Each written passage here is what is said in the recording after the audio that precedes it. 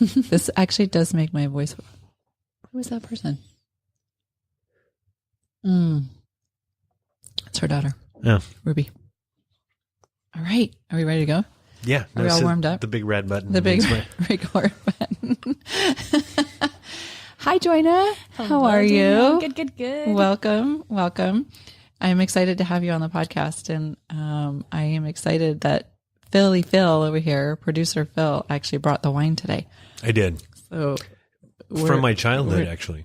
Wow. Okay, is this part of the Highway 12 route that you took and all the places that you lived? Is Chateau Saint Jean Sauvignon Blanc, which I love. Interesting. I went over into the kitchen to prepare for the podcast, and that means to find what wine we're going to drink. And I didn't have any that I had brought in. And I saw this sitting there and I was like, is this on the community shelf or is this somebody's? And Buka says, well, if somebody hasn't put their name on it, then it's fair game, which is not really the rule here, but I was willing to actually go with it. And then Phil said, oh no, I brought that for the podcast. So it would have worked out anyway. So it would have totally worked out. So Phil, we have Joyna Heinz here today. And Joyna is one of the members at Keller Street Co-work. She's actually... wait a minute. We're going to do this because we can do this now. What? Oh. From Keller Street Co-work, it's Nothing's happening. as unusual. Oh, start over. I can fix Keller that. Street Co-work, it's business as Wow. unusual. Can you hear with that? your host, Totally. Danielle Stroble. That's me. I love the ditty part of it. It makes me want to get up and shuffle my shoes. Yeah, that was a good one, right? Yeah, no. Have all the lights go down, the disco balls come out. That would be great. Okay, go now. Go now. All right, Joyna, welcome. Thank you.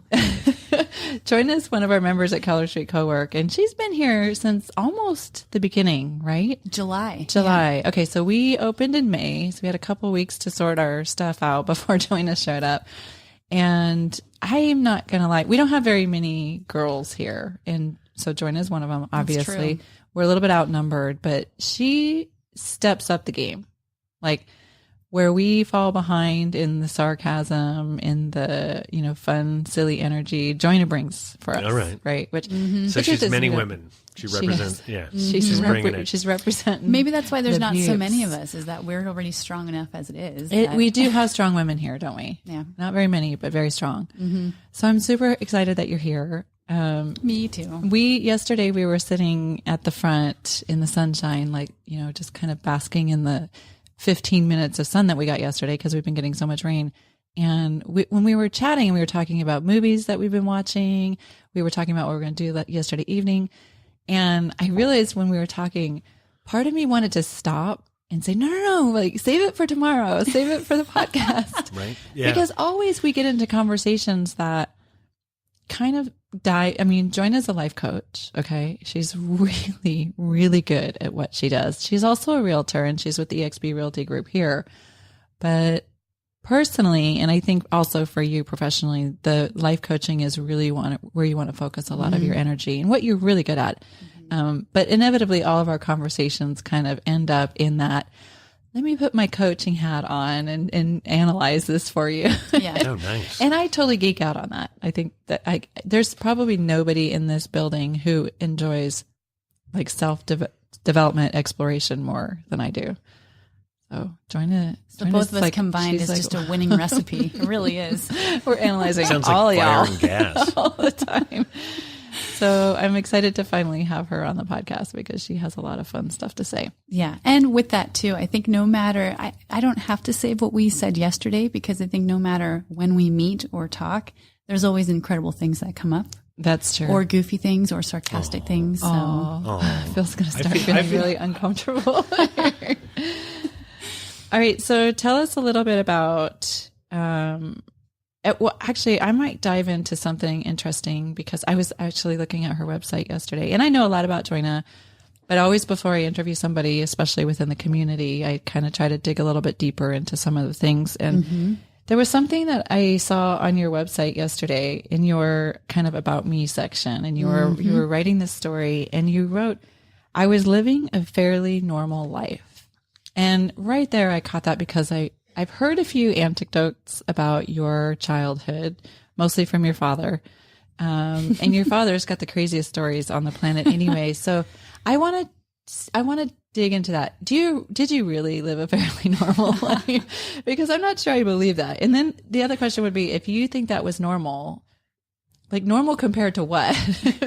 That's a good point.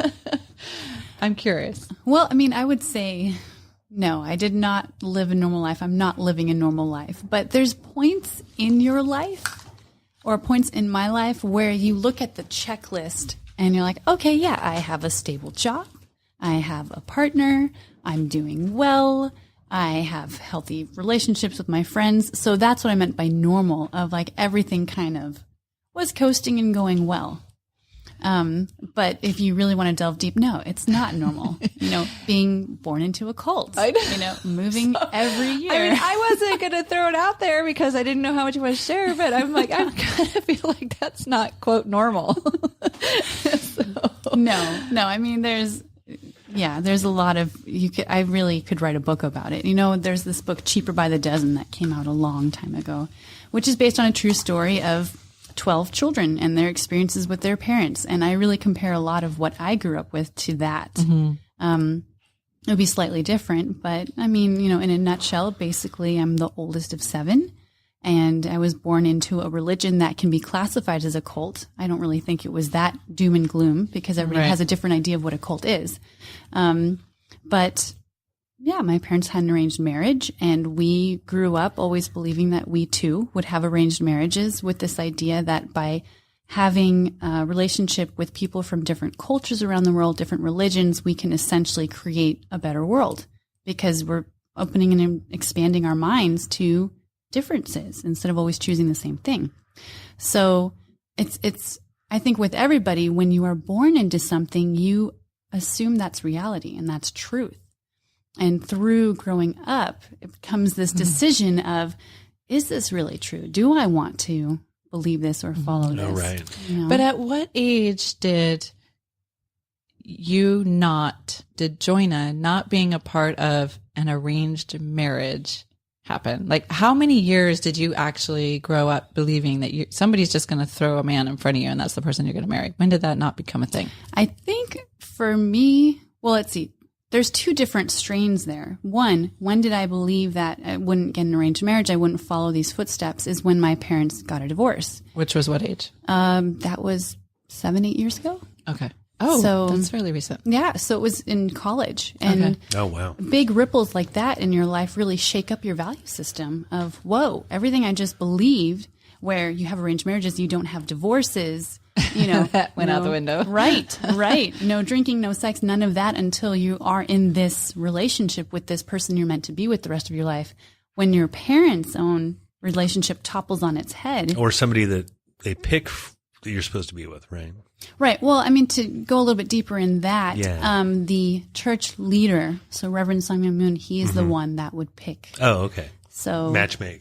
Is this the same reverend who married your parents in that public setting? And yes. Which I love this story so much, but I'm actually going to reserve the right for her father to tell this story because we're going to have him on the podcast next week. Maybe I can find the picture from National I Geographic. would be so grateful. So he can bring it in. It was in the National Geographic. It was amazing. The story is amazing. The cover. So it's a little teaser for next week. Yeah. But stay tuned. Anyways.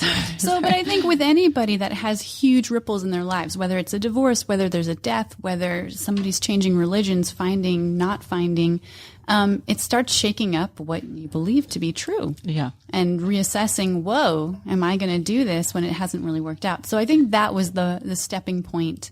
But I mean, but the other strand is starting to question what you're born into, if it's really true. So I remember even at the age of 5, so every Sunday we would have a pledge, which was just like a church service, and you go at 5 a.m, and really early. Oh my God. So all the women sit on the left and all the men sit on the right. It's a kind of a separate thing. And I remember being 5 and wanting to sit with my dad. So I did. I sat with him and felt all of these eyes looking at me and judging, and being really confused as a 5-year-old, like, why are all these people, why are all these guys just pissed off at me? So I think already at a younger age, the stubbornness, the pushing back was like, I don't know about this thing. But there were a lot of really good values too. I mean, because of it, I went to a church where you had kids from all around the world. There were Koreans, there were Japanese, there were French, there was everything. I had Korean lessons. I can read Korean. I have no idea what it says, but I can read it. Yeah. And essentially, I ended up getting a master's degree in international education, which is essentially study abroad advising. So getting kids to go abroad and then international students, when they come here, helping them deal with culture shock. So in a way, my whole background shaped what I ended up doing as a career. Yeah. That's fascinating. International, anything international obviously fascinates me. We've talked to many angles of this, but you know, I have children that I've taken abroad. I try really hard to get them to continue to speak different language. And it's so, I just feel like it's so great. Anytime young people, you know, any age really, but especially if you can introduce young people to other cultures, it's so good. So good. And it's really neat because in a way it's normalizing differences, right? Instead of the normal being, we are one culture. And unfortunately, America has a bad rap with this where Americans go abroad and just blurt out their mouths and say, who speaks English here? Instead of actually getting to know the culture or learn a few words to share a connection. So I think this over broad idea of normalizing differences is super cool. Totally writing that down. Normalizing differences. Normalizing differences. I thought you were going to write down the. Hold please while I write this down. Hold please. If you were to give me your, I mean, obviously you've already dove into a few childhood memories, but like the reason I keep asking you about your childhood, first of all, is because I feel like I had a similar path when I was a child, and what I have both sitting on a therapist's couch and even in conversation with peers have expressed as a normal childhood experience in which I have no, you know, reaction one way or the other about it. People look at me and they're like, oh, you know, that's not normal, right? So I relate on so many levels to some of your stories, but I'd be interested to hear like your most unique childhood story that you like to There's share. Already 3 of them. Okay. I think we got time for 3. Oh my gosh. We always have time for everything. This could go for like 6 hours. That way you don't have to pick. You don't have to pick a favorite. I know. Okay. Well, the one that rises to the surface is when I was 13, 14-ish, my dad was doing missionary work in Costa Rica. So he was helping to run a newspaper, and the whole idea, it was called Tiempos del Mundo. And the idea was to have a newspaper for all of the Central American countries, because at that time, each country had their own separate one. So if they had a united newspaper that also had a whole section in there about family values, so it wasn't super spiritual woo-woo. It was more like connecting different things. So it was a good purpose. But for a while, my dad was traveling back and forth, and it got really hard. And so at one point he said, I really need all you guys here, because we were living in New York at the time. And so my mom made the decision, okay, we're all going to go to Costa Rica. So I was the oldest at 13, and the youngest was 1.5, 2.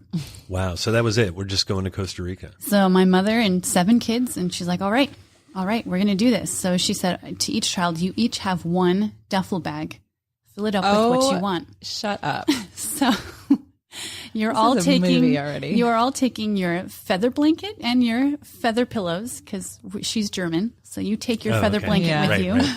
Okay. Take your favorite books, whatever stuffed toy, some clothes, and that's it. You're all limited to 1 duffel bag. And everything else was going to either be sold or put into a cargo crate that was going to take 3 months to get to Costa Rica. Oh, geez. Well, at least we were going to have it eventually. True. So, you know, it kind of worked where we all had our different bags, and we're all going through the airports. We get to Florida, and then we get from Florida to Costa Rica, and it's evening, and we have to go through customs. And of course, it's thunder and lightning and the heaviest rainy season ever.